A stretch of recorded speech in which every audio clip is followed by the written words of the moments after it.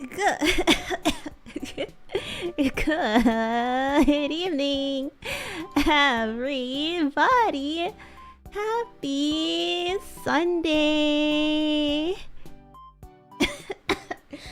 Sorry, I still have a cough.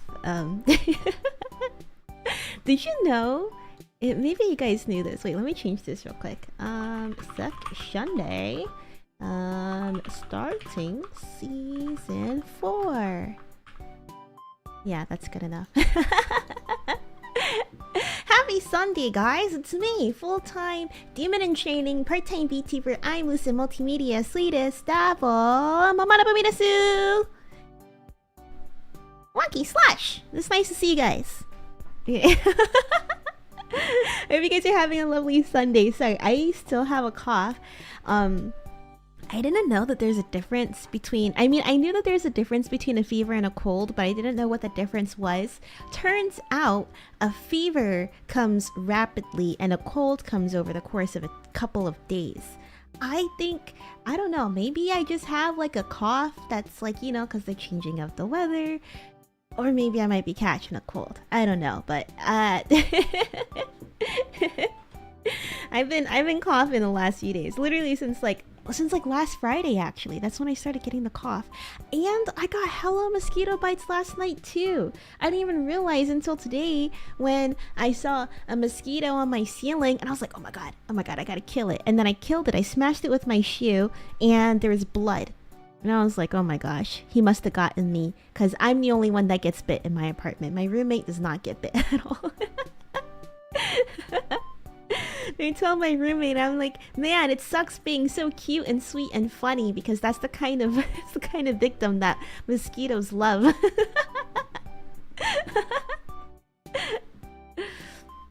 The fever just refers to the temperature part, like if you're feeling warmer than normally. Oh, so if you have like a cold, I know if you have a cold, is it like different symptom? I know like a fever you run warmer. Wait, let me look this up again. Cold versus fever. Cold symptoms are usually milder than symptoms of the flu. Cold versus flu. So is fever part of is fever part of a cold? Part of a cold? Is fever a symptom?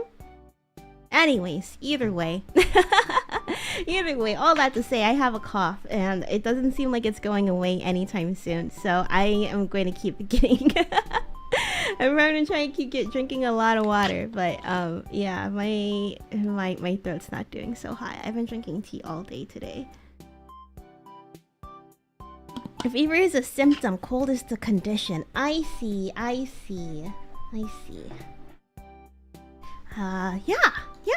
So today we are going to be playing, we're not playing anything. We're going to be chatting about, you know, it's Sunday. It's Sunday. Suck Sunday. If you'd like to mark yourself present for today's Succession Sunday stream. Did you hear that? Whoa, wait. you couldn't hear that at all. What's going on here? What's going on here? Probably my voice mod. Not that it matters. Oh yeah, for some reason the output changed to the monitor. Why does it do that? I didn't even tell you to do that, dude. Okay, here we go. If you'd like to mark yourself present, you still can't hear it. What's going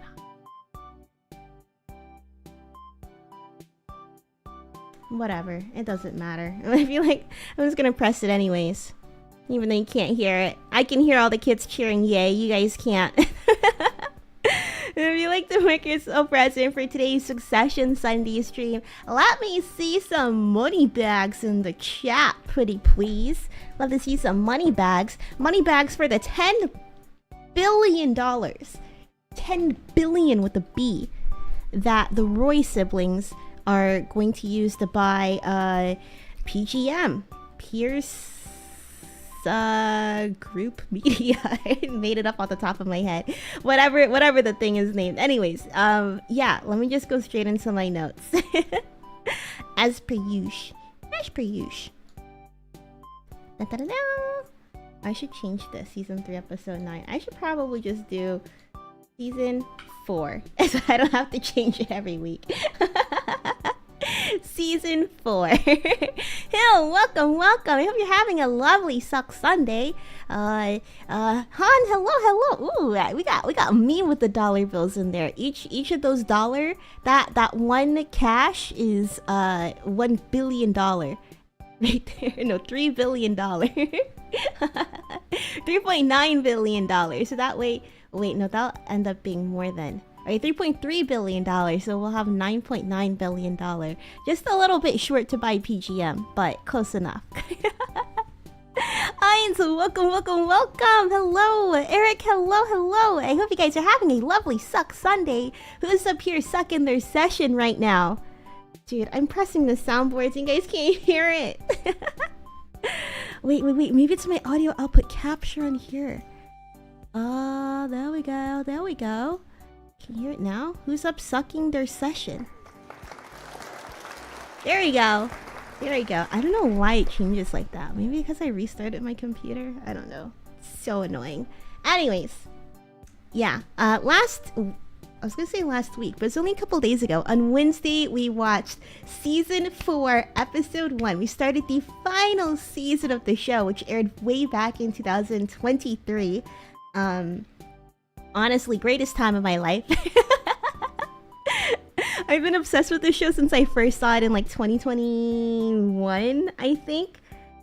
And at that time, it was only season 1 and 2 out. And I rewatched it literally a couple weeks later. And then I rewatched it again a couple months later in 2022. And I had to wait 9 months for season 3. And then after that, I had to wait,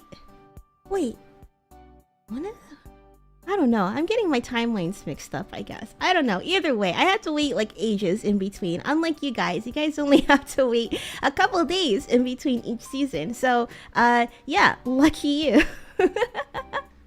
But watching season 4, watching this whole show come to a close in real time with the entire fandom and I don't know, and I feel like it was at the peak of its popularity at this time too. I feel like this show, it's very well regarded, but I really don't see a lot of people talking about it to the extent that I feel like it should be for as good of television as it is.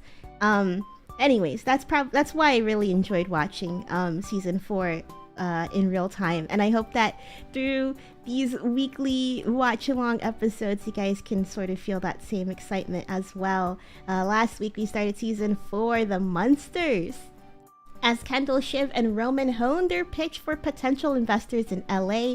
A call from Tom shifts the siblings' focus towards one of their dad's long-coveted companies. Back in New York, Greg's uninvited +1 raises questions at Logan's birthday party. Connor considers throwing a gargantuan sum at his campaign, and Tom seeks reassurance from Logan. Wait, let me get my notes out too. Yeah, what a way to kick off the season. We have the kids wanting to buy PGM because they hear that their dad is interested in buying PGM, and Roman's really the only one who's kind of come on guys, I thought we had a really good idea, the 100. And then Kendall and Shiv are just yeah, the idea is pretty good, but it's still bullshit, It's still bullshit at the end of the day. I feel like they were really driven by ego and wanting to overtake their dad in what he wants. It's another battle, because we ended season 3 with all 3 of the kids teamed up against Logan. Tom betrayed his wife, he betrayed Shiv, he pushed her down the stairs and took Greg on his side and was okay, we're going full on Team Logan because Logan never loses. Yeah, I'll get into my notes in a second. Okay, after that we have the rehearsal, which we also watched, season 4, episode 2. After Shiv discovers that Tom is following Logan's playbook, she, Kendall, and Roman consider backing Sandy and Stewie's aggressive play on the Matsson deal. So Shiv wanted to get a divorce from Tom, right? That's how the first episode ended. Shiv and Tom are talking about getting a divorce, and they settle on that, and Tom goes to Logan for advice, and we find that Logan's advice to Tom is exactly what he did to Caroline, the kid's mother. Basically talking to every like top lawyer in the city, so that way, you know, they're kind of like tied up with what is it? I forgot what the wording was. I guess like confidentiality. I'll explain it better in my notes, but like kind of like confidentiality, or whatever. So that way Shiv is not able to use any of them as a lawyer, you know? And so because of that, they want to go even harder against their dad for the whole Matsson deal. Gojo wants to buy Waystar Royco, and Lucas Matsson is the CEO of Gojo. And you know, last Suck Sunday, I was talking about how they don't have their board seats. I guess they do. I'm really confused with that part. I was so confused the last episode, because I thought that they couldn't vote against the deal with Gojo because they don't have board seats, but they do have board seats, so they could still rally up their side of the troops to vote against the deal. Sandy with the I, Sandy with the Y, and Stewie, they don't want to do the Matsson deal because they think they could get more money out of it. So they're roping in the Roy kids to also say no to the deal. So that way,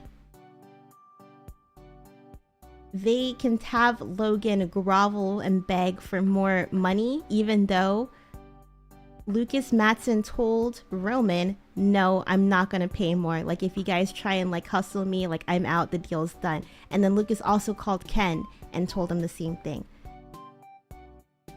But yeah, that's I'm trying to work it out in my head, but maybe it's gonna make more sense when I go to my notes. Okay, meanwhile, Logan gives an impromptu pep talk to the ATN newsroom and outsources a tricky conversation with Carrie. Carrie, she wanted to audition to be a news anchor, and she was not good.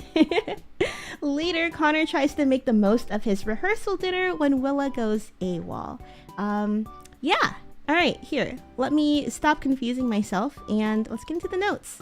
As per usual, I got some new memes for you guys to indulge in. Yeah. Okay, so back from season 4, episode 1. The 3 siblings start their own, or they're in kind of like the beginning processes of starting their own media company slash thing, I guess, concept. They call it The 100. Kendall described it as Substack meets the Masterclass meets the New Yorker. It's basically like their new business venture now that all 3 of them are sort of like not, yeah, they're not kicked out the company, they're not fired, they still have board seats, but like, you know, dad's not gonna let them anywhere near the business, basically. We learned that they're a team, but there's still not a lot of trust between the 3 of them.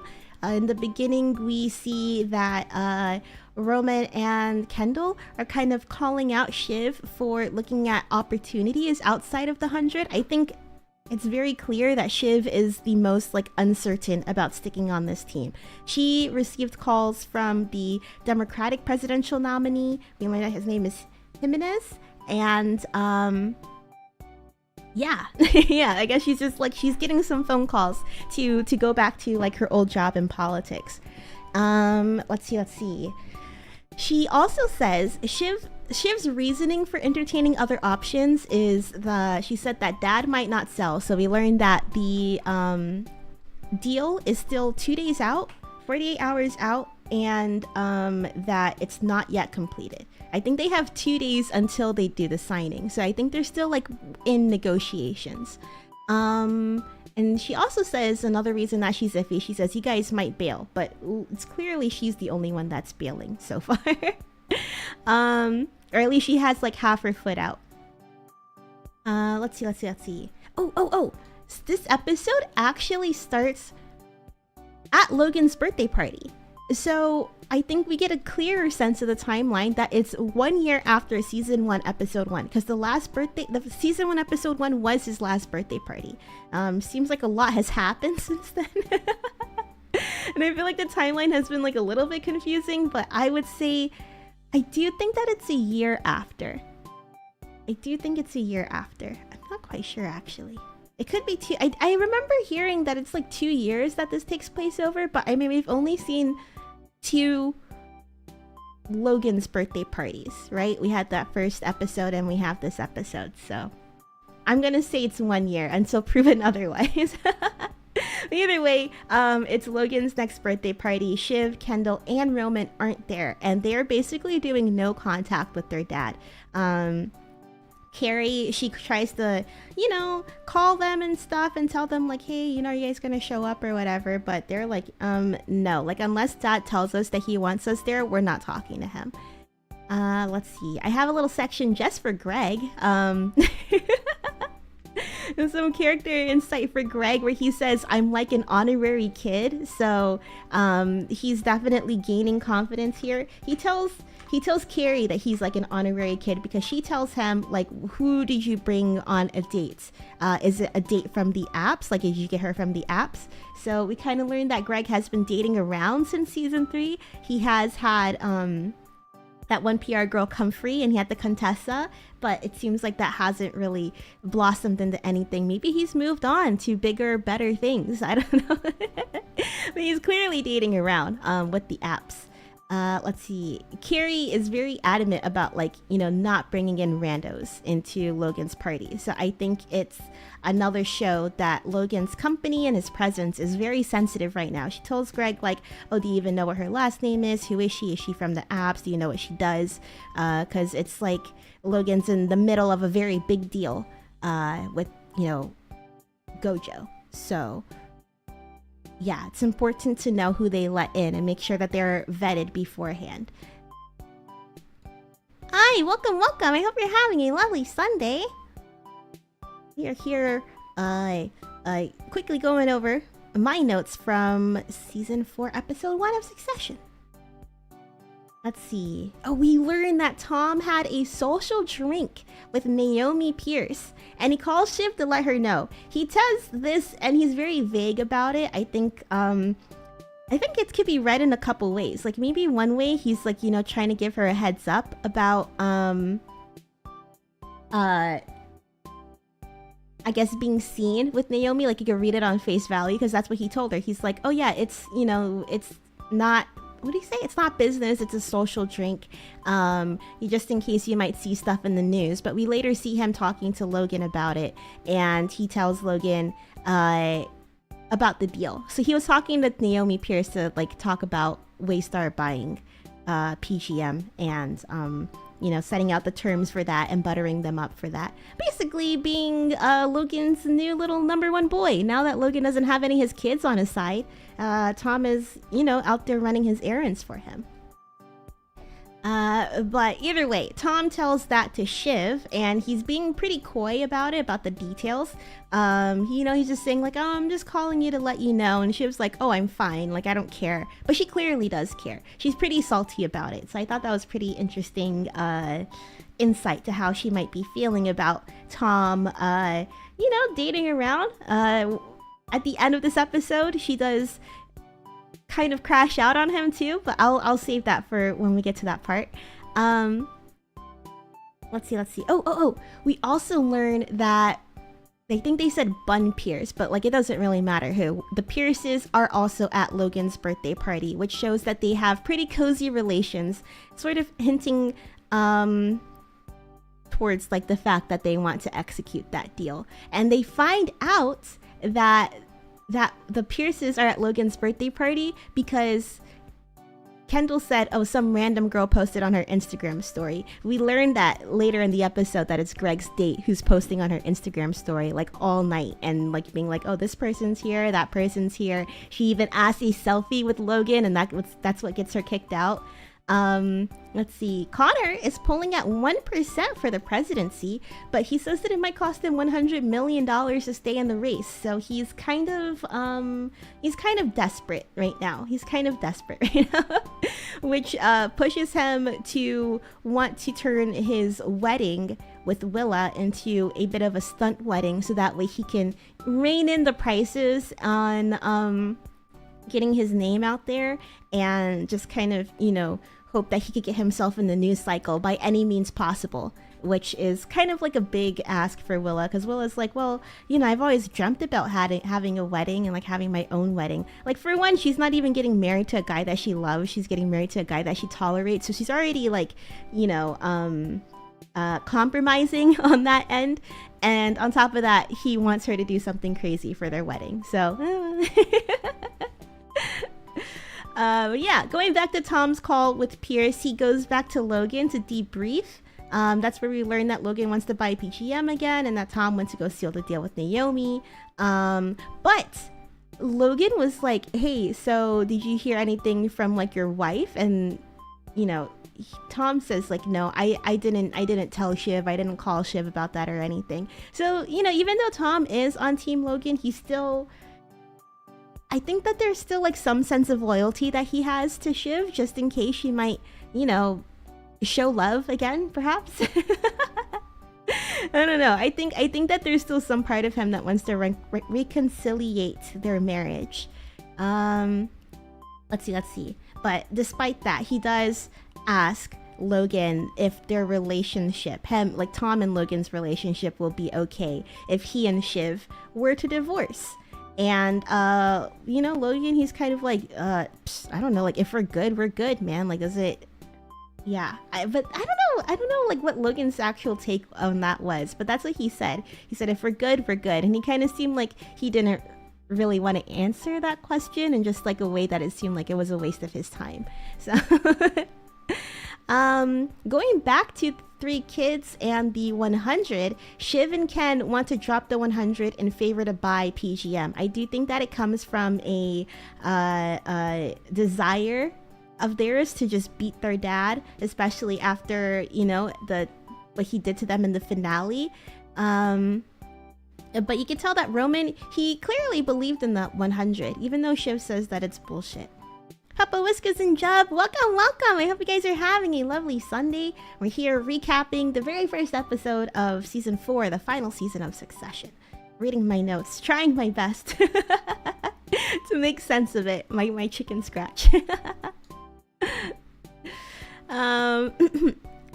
Yeah, so Roman, he really did believe in the 100, their little new venture, the Substack meets the New Yorker meets Masterclass. It's really just a bunch of like business jargon thrown together, right? It's a concept, but Roman really believed it.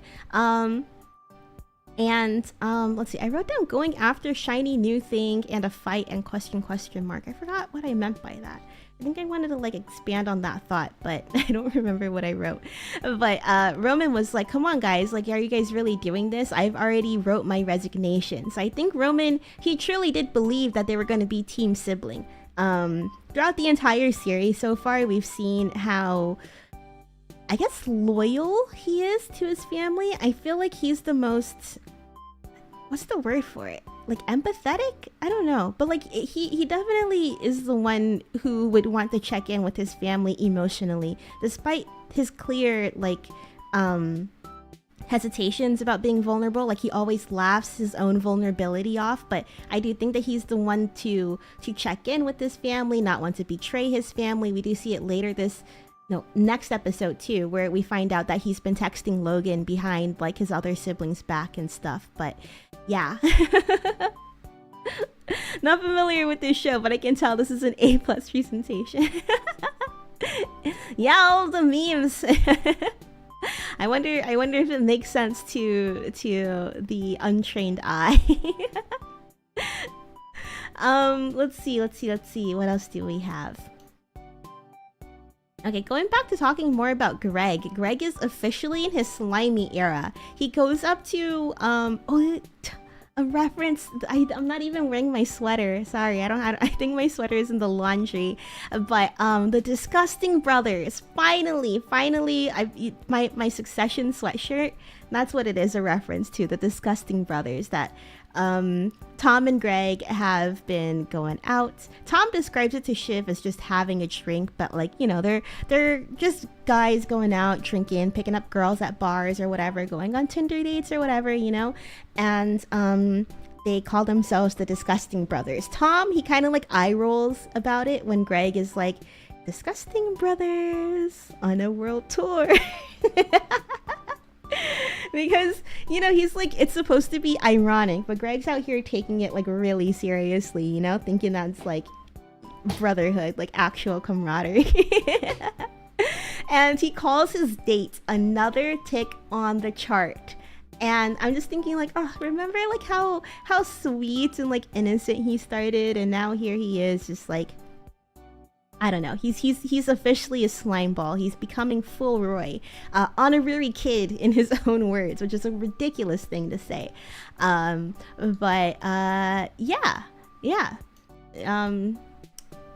Greg is becoming slimy. Ew. I love seeing that kind of like subtle. What is it?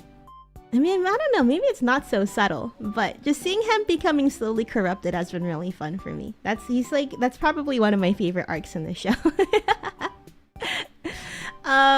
Let's see, Logan at his birthday party, you know, there's just too much people out, so he tells Colin to come out, and they go to a diner, they go for a walk.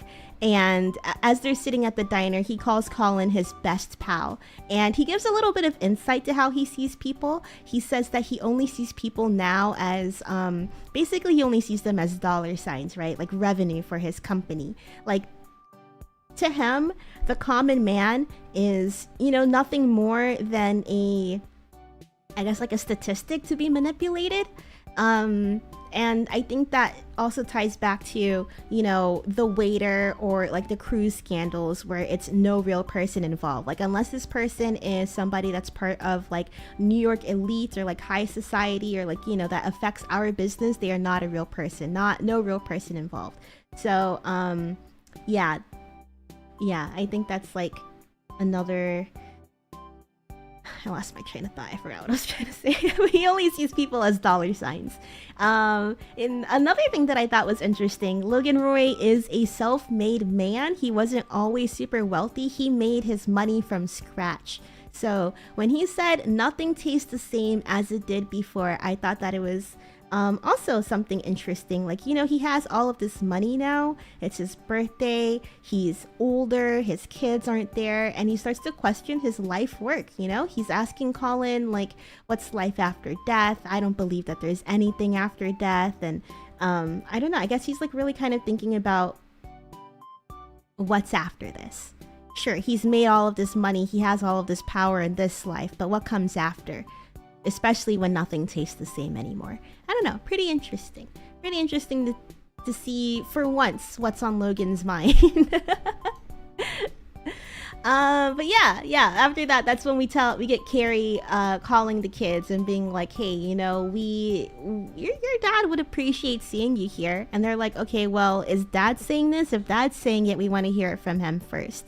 So we'll only call dad to tell him happy birthday if he calls us first. So yeah, they are not talking. They're not in a good spot.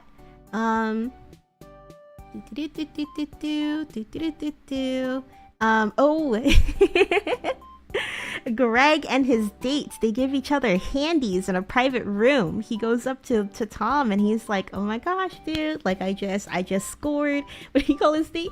He's like, my date's, she's a firecracker. She's some crunchy peanut butter. He says that they were rummaging in like one of the rooms, and Tom's like, oh my god, dude, that's disgusting. You're so fucked. Did you know that Logan has security cameras that he watches every night in every single room? It's a lie. It's a flat out lie. But he tells Greg that anyways, and he tells Greg, like, you have to tell Logan or else he's going to see that tonight, and then he's just going to, you know, wake up to like your little tape, your little present that you left for him. But you know, it all works out. Greg does tell Logan at the worst moment possible, but he does tell Logan eventually, and he says that Logan smiled and, you know, didn't really seem to mind too much. But they do say, I think Colin, Logan's security guard, does tell Greg that his date needs to leave because, what was it? I think it was the selfie and something else, but either way, she's just like not high class enough to be there. Even Tom made fun of her, he said, ludicrously capacious bag. She just had, I think she had a tote bag, like, you know, like a nice, like, I don't know what kind of tote though, but she had like a pretty big bag, like a tote bag, like a work bag, I guess.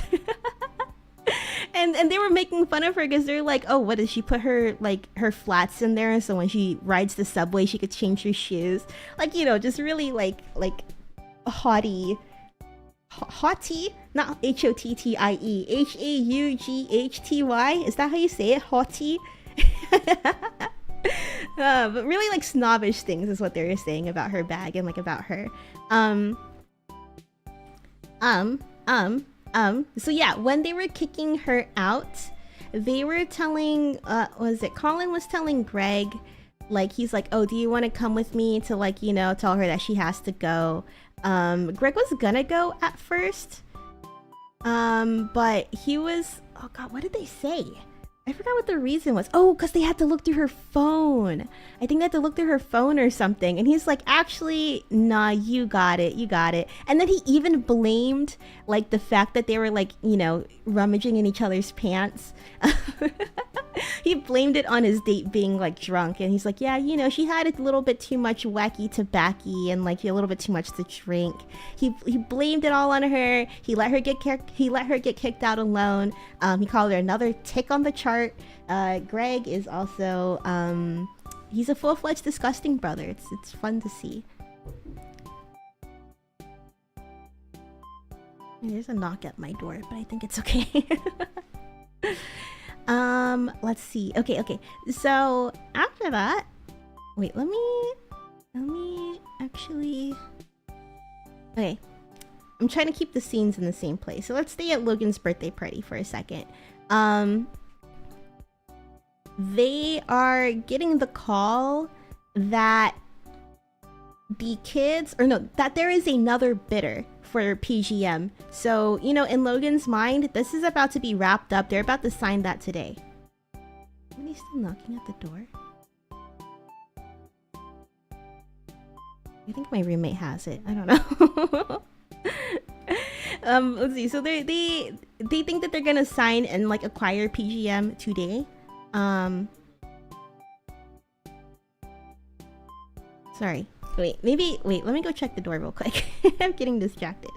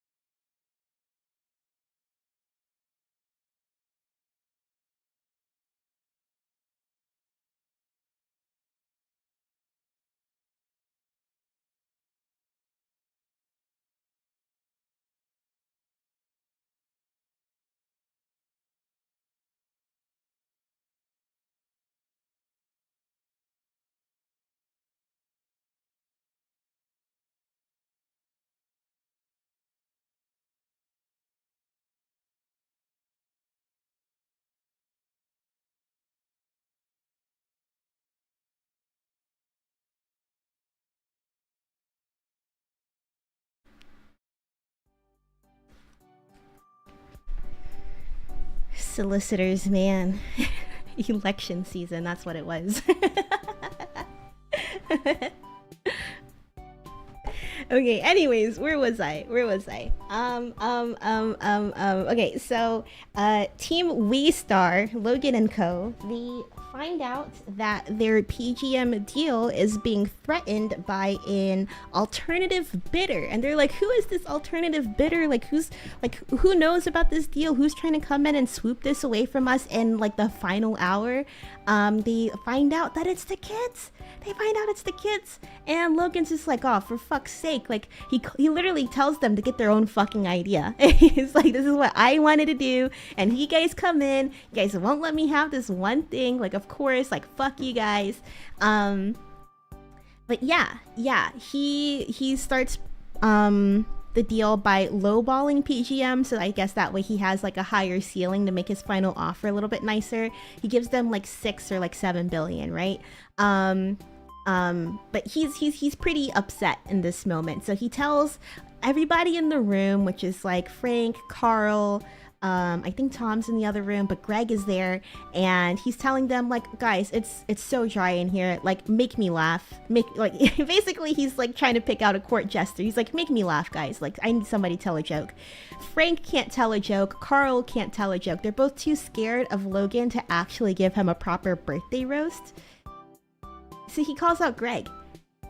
Greg is the only one. He's the only one to actually like roast Logan without hesitation.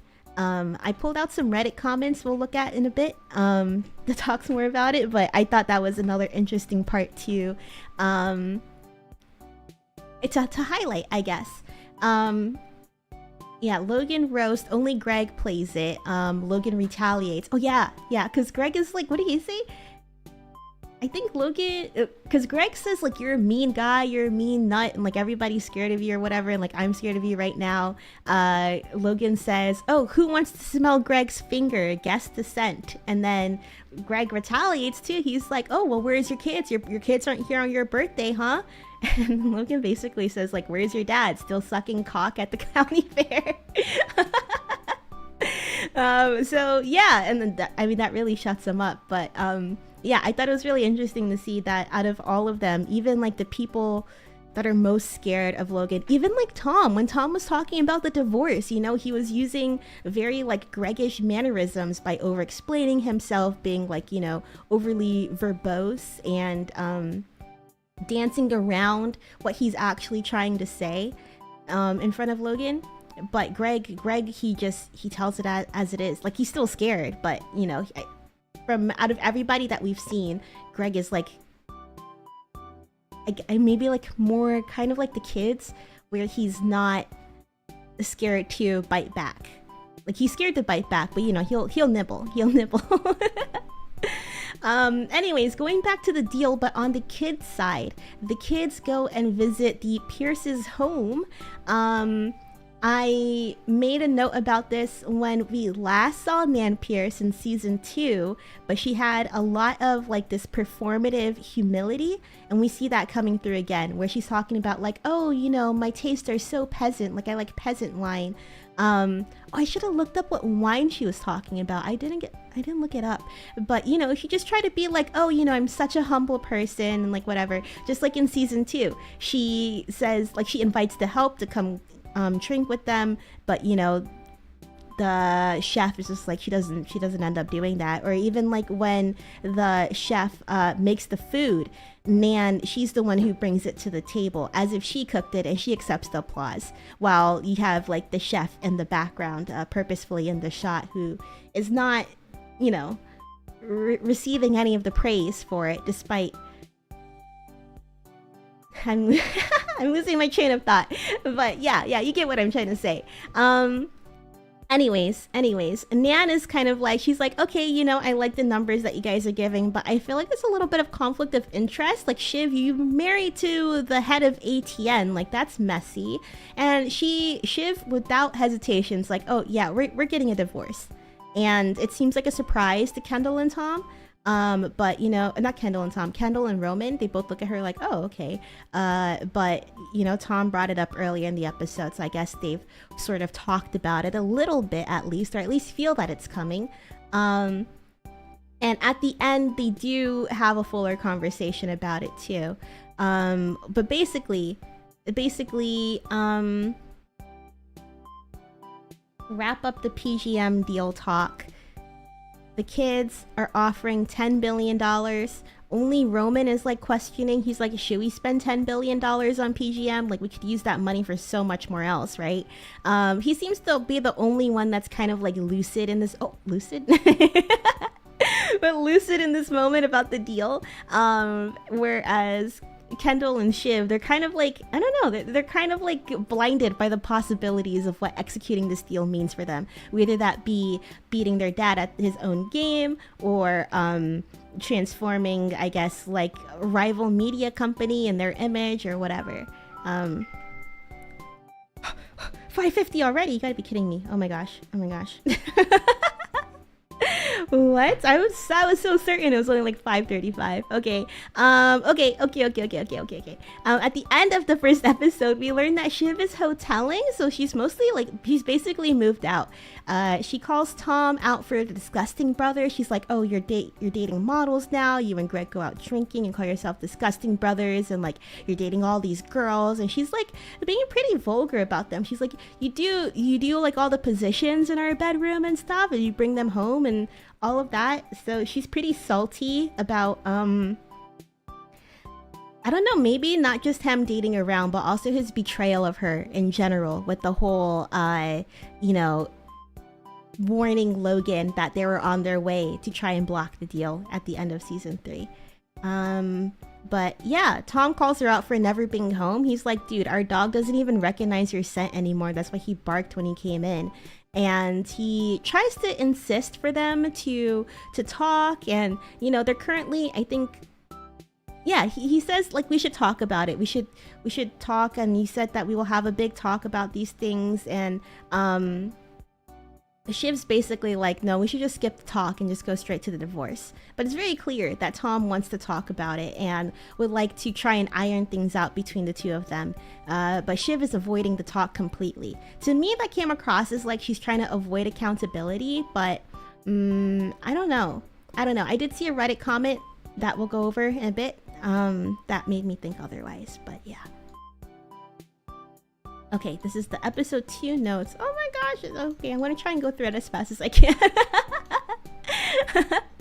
Let's see. Captain Logan retakes the helm of his ship, ATN. He was watching ATN late one night, and he's like, dude, this show's so boring, and we got some guy who looks like a thumb on his TV screen. Like, people watch TV late at night. I'm watching TV late at night. I don't think that we should be putting boring shit on our channel. So he goes to ATN offices the next day, which is like a really rare thing for him. And yeah, he's going and checking things out, checking the state of the union. Let's see. Yeah, Tom and Shiv, they're divorced. Shiv has her people call all the lawyers, but all the top lawyers are conflicted out. Because Tom told Logan, and Logan gave him the advice of, you know, icing Shiv out, like, you know, talking to all the lawyers so that way they have like this conflict of interest, which is the same thing that he did to their mother. So that way they can't really like negotiate good divorce terms. I don't know, like it just kind of backs them up into a corner. Carrie, she's auditioning to be an anchor on ATN, but nobody wants to tell Logan their real opinion. And even Logan, he's like trying to find somebody to do the dirty work to, you know, tell her that she's not good. I think even he's aware that she's not good. I don't know at what point, but I know that like when he walked in on Hugo and Jerry laughing at her audition tape, I think at that point he was also like, okay, we need somebody to do this job.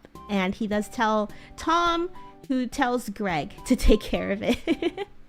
But yeah, Logan, he does give a big speech on some boxes, which is actually inspired by a real speech that Rupert Murdoch did. I have a screenshot of that later.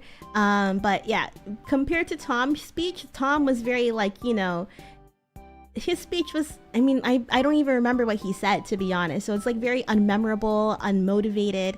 I think it showed a clear difference between their leading styles. Logan was very, you know, energizing, very invigorating. He was very clearly a force to be reckoned with. Like even Sid, we saw her being a passive leader. Like when Logan first walks in, you know, it's just her and Tom trying to like dodge their response. abilities, I guess, but also like trying to push each other under the bus. You know, it's kind of like when the literally the boss comes in and then you're trying to be like, oh no, I'm doing so much more work than that guy, right?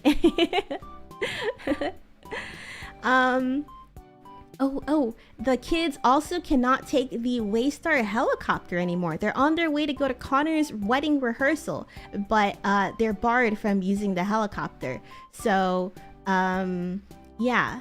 I thought another lucid moment, haha, from Roman was when he said, I'll set aside $100,000 to shit on your life, right? I think Roman, out of all the kids, seems to be the most aware of like their wealth and like their privilege, but he also is, you know, he cares the least about like throwing that into people's faces. So we see him by like when he said like, should we really be spending $10 billion on this company? Like we could use it for so many other things. Like he recognizes the value of $10 billion, but I think like to him, we could use it on so many other things that serve us, like my interests, like, you know, for fun. And same with like, I'll set aside $100,000 to shit on your life. But then he also calls out Ken for, you know, quoting Buddha. I think Kendall's kind of having a little, you know, a little Buddhist moment. He's referencing, I guess, a lot of Buddhist principles, values throughout this episode, and Roman calls him out twice on it, but this time he says, you know, oh yeah, Buddha, like nice Tom Fords or whatever. So he's like pretty self-aware about the fact that they're like obscenely rich, but he's also like okay with throwing that money in people's faces, I guess. Let's see. I'm gonna try and skip through some of these. Yeah, some of the board members want more money, like Sandy and Stewie and Sandy, so they want the kids to vote no against the deal. The rehearsal dinner. Willa, it's still very shaky about the wedding. Her acceptance to the wedding, to Connor's wedding proposal was, hey, fuck it, how bad could it be? And now that the day is getting closer, she was giving her toast at their wedding rehearsal, and she said, I can't do this, and she leaves with all of her friends. And throughout the rest of the episode, Connor's tracking her location, he's worried about her. Meanwhile, his siblings are kind of like making fun of the fact that like the wedding might not happen, or that she doesn't really love him and all of that. And he's just like, guys, like, can you not, like, I'm really sensitive about this right now. Kendall and Roman do want to stay and like, you know, help Connor through this whole thing, but Shiv literally says like, should we do this? Like, you know, I want to go talk about the deal in PGM. Like, we don't really have to be here. I mean, like, it's over. So yeah, honestly, like, fuck you, Shiv. That was pretty mean. Like, your older brother he's in heartbreak. He's sad, you know? He wants to hang out with his siblings. He told them that he wants to go to a bar and go karaoke. And then she's just like, well, you know, there is no rehearsal dinner right now. Like, maybe you should just go home and talk business. But, you know, Roman and Kendall are just like, no, we should stay here with Connor. He's pretty sad. Like, let's go to the dive bar. One note that I wanted to make at the dive bar was that Kendall was really the only one that was able to be normal there. Shiv was like, oh, I want to cover my drink and like I don't want anything from that nozzle, like a public nozzle or whatever. Roman, I forgot what he said, but it was definitely like something that clued in the fact that like he's not used to that kind of environment. And even Connor, even though he wants to be like, oh, I want to be around the average Joes, I think he listed like some really like obscure, maybe like crafty beers. I know nothing about beers, but I don't think that the beers that he mentioned was like, you know, a Bud Light or something.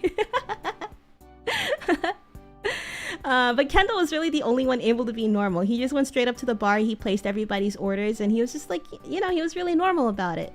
To be fair, we did see him hanging out with a bunch of meth heads in season 1, so it could be his prior experience. He also gets a phone call from Lucas Matson telling Kendall, like, hey, I need you to tell everybody that if they try and, like, you know, change the terms of the deal one more time, I'm leaving. Like, I'm walking. I don't want any more of this, right? He threatens to walk if there's any more shenanigans. And then Kendall, he's like, he sees this as the opportunity to tank the deal. He asks Stewie for the numbers. Stewie sends him the numbers. He goes back to the dive bar and he's like, guys, I think that maybe we should talk about the deal, and saying no to it. Because to be honest, it makes sense. But in reality, he wants to tank it so that way he could probably, you know, aim for CEO again.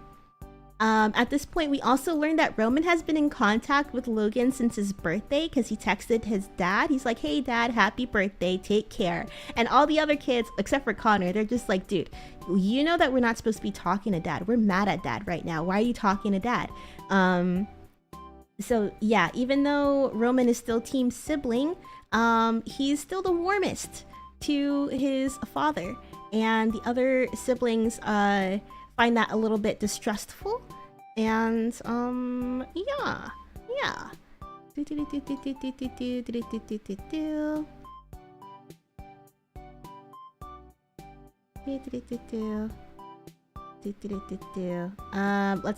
see. Ken and Tom talk the same when beating around the bush? I don't know what I meant by that. Oh, okay. So they go to karaoke after, right? And then Connor is the one that clues Logan in that the other siblings want to ask Gojo for more money. So that's when Logan's like, okay, I'm gonna come to this karaoke place and I'm gonna shut this down. I'm gonna talk to my kids face to face and shut this down, because they are literally going to explode this deal if they vote against it. He plays nice to his kids to pass the deal. He says, I'm sorry. And then all of them are just like, you're sorry for what? Are you sorry for getting Connor's mom locked up in the loony bin? Are you sorry for hitting Roman when he was growing up? Like, are you sorry for how you treated us? Like, for being a shitty dad? Logan, he basically says, like, sorry, but like, he won't be specific about what it's about. He tells them that they're not serious people.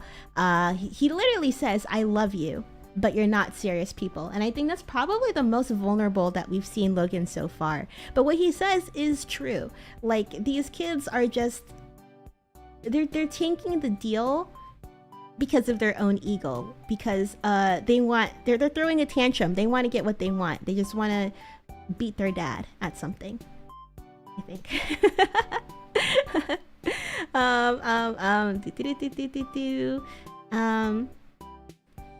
Yeah, so after that, Logan said that he's gonna go to Matson in person the next day, which is actually Connor's wedding. And he says, I want the old guard, I want Frank and like Carl there, and I want Tom there, but he is explicit to say, I do not want Jerry there. So that's odd. He's cutting Jerry out. Connor goes home. He realizes that Willow was at home the whole time. Even though he says that he feels like unloved by everyone, and maybe he does feel that his love with Willa is transactional, but yeah, he accepts it. Okay, I'm just gonna go to the Reddit comments. Let me see, what else is there? Roman visits Logan after, still tries to rope Roman in.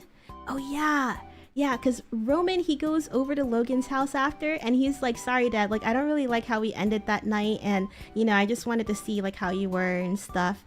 And Logan's just like, oh, it's fine son, like you know how they are, you know how your siblings are. And basically, you know, just trying to pit them against each other. And he does tell Roman, he's like, I'm gonna go see Lucas in person, and that means I'm gonna have to skip Connor's wedding, but like I need you at ATN. That's I need you is like the sleeper activation for these kids.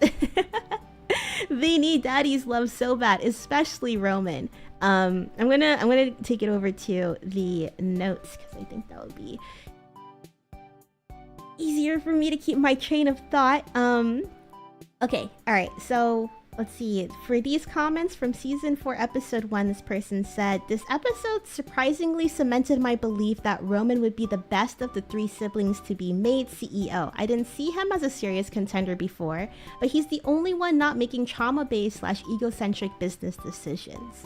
And maybe that might also be why Logan is, you know, trying to rope him in. I mean, I think he also just doesn't really trust Kendall anymore. I mean, he could try and rope Shiv in, but like, I don't know. I think to him, Roman has seemed to be the most manipulatable. Manipulatable? You can manipulate him a little bit more easily, because Roman is still like, you know, he still wants dad's approval, he still wants dad's love, and I think it's because he cares so much about his family. Let's see. The 100 being described by Rome and Ken as a members-only club but for everybody, and as having the ethos of a non-profit but with pathways to huge margins, is such a fun reminder that the kids are dumb as fuck. They really elevated the corporate jargon to an art form on this show. Like they said, it's Substack meets The New Yorker meets Masterclass. It's really just like it's just a concept, you know? It's a concept. It's a vibe. That's what they're trying to build, a vibe. And they just have so much money to waste on just building a vibe. They have like logos made and everything. Only to abandon the idea because they heard that their dad was gonna buy something else. They heard that their dad was gonna buy something, and they're like, oh, we could buy that too, and that'd be a pretty good idea. This person's talking about Nan Pierce's home. I'm an interior designer that does high-end residential. I'm always so fascinated by the set choices. Both the Roy's LA place and the Pierce's houses and furnishings could have been the same price point, but the LA one might have been a little more. The LA house was just the kind of luxury design that most people expect. The difference is that the Pierce home had the kind of luxury that only people who know would know. The wallpaper in the main room is by De Gournay, or at least looks like one of their designs. I priced one of those for a client's living room last year, and it came out to almost $90K just for the paper. The fabric on the side chairs was Shoemaker. The detail of the curtains in that room just screamed money, blah, blah, blah. All the things are perfectly preserved. I think this alludes to the fact that they keep spending a lot of money all while looking and pretending like they are not. Yeah, I thought that was like another thing to like Nan Pierce's sort of like performative humility about her wealth. I think that they're a family that has like, they have had money for a long time or something. They're not like the Roys where they're self-made. I think that they are old money. But another thing I wanted to point out was Nan Pierce saying like, oh my gosh, like $8 billion, it's disgusting how much you guys are gonna spend. But she's very, very happily willing to take the $10 billion. In fact, she's actually kind of pushing for them to offer her $10 billion for her company. And just to call it disgusting, but then, you know, kind of have that little like smarmy smile when you get offered $10 billion. It's like, come on, lady, get real. It's so performative, but I really like that detail about their character, is that, you know, she tries to perform like humility and like, you know, progressivism, is that a word? But she's honestly just as greedy as Logan is, as much as she wants to claim that she's on the opposite side of him. But yeah. Oh yeah, here it is. They say, let's see. Neither group earned it themselves, but the Pierces don't have as much. Worse, they like to pretend that they don't, which is why they are starting to feel strained with what is left. Oh, that's why they're selling their stuff. They're selling the company because they can't stop spending their money. Okay, here's some more moments from episode 1. Yeah, where's your father still sucking cock at the county fair? Greg being the only one in the entire show outside of Grandpa Ewan and maybe Kendall to speak like that to Logan's face is fascinating. Even Tom had to use a soliloquy to address the divorce. And yeah, Tom is still nervous as fuck around Logan, and somehow Greg is slightly less scared of him. And then also, I thought this was an interesting point. Sticking with the themes of Nero, Sporus, and classical antiquity from last season, Greg brought a Trojan horse to Logan's party. How fucking great. Brought a full-on spy as his date. So yeah, Greg's date was kind of like a Trojan horse who tipped off the kids that Logan wanted to buy PGM through her like Instagram stories and stuff. Let's see. I know that everyone in the show is despicable to a certain degree, but there was still something incredibly sad about that last Shiv and Tom conversation, how they wanted to have a divorce. Watching them hold hands while acknowledging their relationship has fallen apart was heartbreaking. It was sad. Tom wanted to rehash things, probably not a good venue since he just said the dog forgot her scent. And she said, is it going to be difficult, right? And this person made an interesting connection, because if it's going to be a difficult, better to have a talk over it, over an egg. That's the same thing. Well, I don't think Shiv said this exact quote, but she Shiv is avoiding difficult conversations. I took it as her like not wanting to take accountability for her actions, which could be true, but it's also the same route that their mom took when Kendall wanted to talk about, you know, being involved in the car accident with the waiter. And we know how much Shiv and her mother don't get along, but it's sort of like that trope. Is it a trope or is it like a saying where the daughter, you know, the things that she doesn't like about her mother, she's doomed to become, or something like that. But yeah, Shiv out here avoiding difficult conversations just like her mother did with Kendall. Shiv not wanting to hear her husband's excuses for aligning with her abusive dad is totally equivalent. Oh wait, maybe this person's being oh no, I thought they were being sarcastic, never mind. Yes, Shiv not wanting to hear her husband's excuses for aligning with her abusive dad is totally equivalent to Caroline walking away from her son in his hour of need. Brilliant insight. Alright, and then moments from the episode 2. I'm sorry if this is old news, but I thought I'm sorry if this is old news, but I thought the bit about locking up Connor's mom was so interesting. That entire karaoke room scene was breathtaking.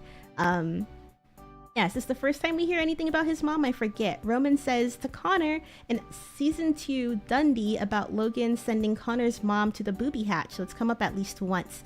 And then Comfrey also mentioned to Kendall that the Curse of the Kennedys podcaster wanted to do a Curse of the Roys podcast episode, and Connor's mom was also brought up in that conversation too. So we do know that there's like dark things that happen between Connor's mom and Logan before they, you know, finally separated. Out of all the unspoken issues the family has, Logan having Connor's mom committed feels like the worst one. I doubt that has ever been discussed in such frank terms before, but Kendall just threw it right out there in front of everyone. No holding back anymore. Yeah, all of the family secrets were also, you know, put out into the open. We learned that I think Roman seems like he was the only one that was physically abused by Logan as well, which is interesting. And then even then, you know, maybe that could be why Roman is so submissive to his dad too. But yeah, he seems to be the only one that was abused by his dad, and he just, you know, laughs it off and is like, oh, you know, I was being annoying, it's fine. And it's not the first time that we've seen Logan hit I guess anybody. We've seen him hit Kendall's son a couple times. Maybe that one time. He did try to poison him too. Not on purpose, but I mean, I don't know. as a mind game. But we do see, I think was it last season that Logan hit Roman across the face too. He slapped him across the face. And even then Roman was like, it's whatever, you know, I deserved it. Mississippi Gonzo, welcome. Congrats on your second monitor. I'm trying to speed run through this because we're 12 minutes over. Oh my gosh. Okay. All right. We're almost done though. Yeah, this is the scene that it was referring to. Succession just loves its real world Easter eggs from Kendall and James. Oh, I guess James Murdoch had a rap, a little rap arc, to Vegetable Sandy Furness / Sumner Redstone. But yeah, this is Rupert Murdoch standing on top of paper boxes, making a speech to the Wall Street Journal newsroom after his Dow Jones acquisition. Yeah. We see Logan doing the exact same thing, giving a pretty invigorating pep talk to his team. He said, what did he say? We're fucking pirates, or whatever. Everybody is really into it, and Logan seems really energetic. So very fun to see how that's gonna play out. Let's see. This episode was the 3 siblings' worst traits on display. Shiv thinking she's smarter than she is, Kendall self-destructing if it means taking his dad with him, and Roman having good instincts but folding under pressure. I think that's a really good description of the 3 of them. I think Logan is seeing that he's losing his grip and starting to take stock of what his legacy will end up being. I think that's also a very good take, especially after he's wondering what comes after death with Colin. Let's see, highlight for me was Hugo and Jerry laughing at Carrie's audition tape. Yeah. To be clear, I think that Kendall is blowing up the deal to still have a chance at taking over Waystar and killing Logan, and that pursuit is self-destructive. Yeah, I think the pursuit of, honestly, Kendall trying to do anything for Waystar is just, like, not good for him, to be honest. So I agree with this guy. It's definitely self-destructive for him, even if it's like not as self-destructive as we've seen, you know, earlier. not the most self-destructive behavior as we've seen from him throughout the series, but yeah, I agree that like the motive does lead to the downfall of Kendall Roy.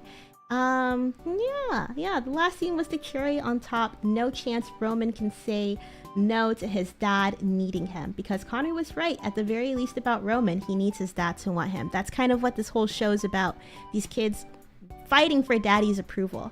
Okay, all right, we're over, but next episodes we're watching is episode 3, Connor's wedding, and episode 4, honeymoon states. We're not gonna read the description because they cut off anyways.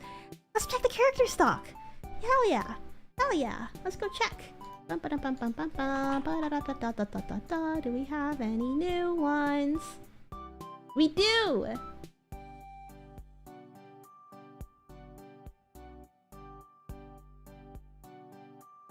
We do have new ones. Okay.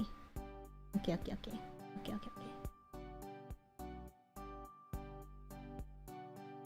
think I'm too zoomed in, but it's cool, it's whatever.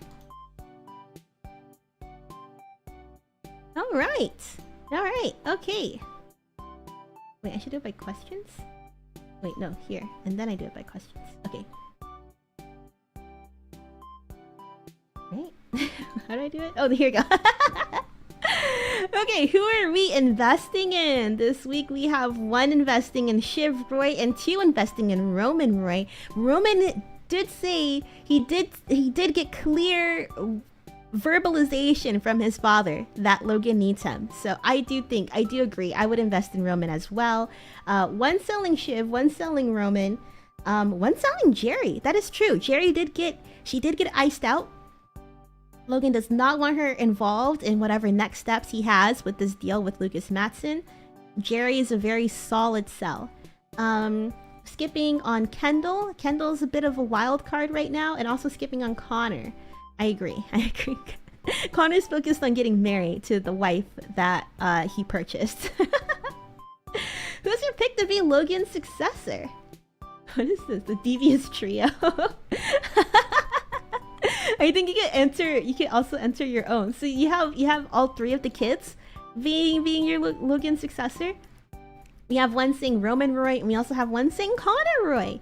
I mean, Connor's really the only one. I mean, I guess Logan still is too, but Connor's mainly the one who's still in his dad's good graces. Same with Roman. Any favorite moments this week? Connor's karaoke. He was singing, like, what song was he singing? It was like really sad and slow, and all the kids were like, oh my god, kill me now. Any thoughts to share about the show? Banger show. I'm glad you agree. I'm glad that you agree. And then the final prediction. Oh yeah, this is from last week, I think. But Logan, we got some elaboration. Logan will become Goku and live forever. No one will succeed him. Ooh. Imagine Logan. He might be rich enough to go buy the Fountain of Youth if he wants. To be honest, TBH. Alright, let's see. That's our stocks. Oh, this is for next week. But yeah, we'll watch these 2 tonight, and then after that we'll be watching The Halfway Point. This week, next Sunday, we'll be starting The Halfway Point of season 4. Literally the beginning of the end. Or I guess the middle of the end. The middle of the end. Oh my, we'll just get straight to the episode, guys. It's a banger. You don't want to miss it. It's literally, I think it's the highest rated episode of the entire season. Changes things forever. So if you've been sitting down for as long as I have, make sure you give your body a nice big stretch. Don't forget to stay hydrated. And last but not least, treat yourself to something special, like a really delicious snack like popcorn or something, while we watch arguably, I would say, the greatest episode of television of all time.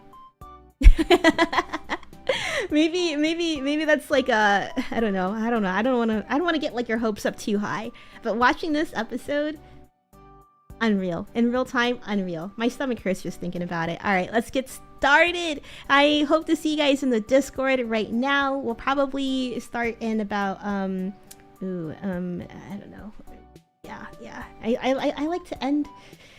I was thinking like 6:20, but it's already 6:19. Anyways, yeah, I'll see you guys in the Discord. See you guys soon!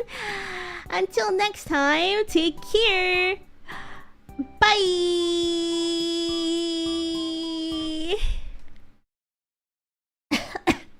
Sorry, I feel like my thoughts were like scattered all over the place today.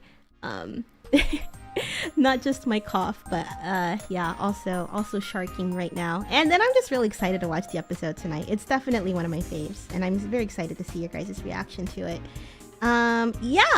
Yeah, we will be back with GTA San Andreas on Friday, and Saturday we'll be doing something, I don't know what yet, and then Sunday we will also be back with Suck Sunday, and I don't know, maybe I'll schedule another stream then.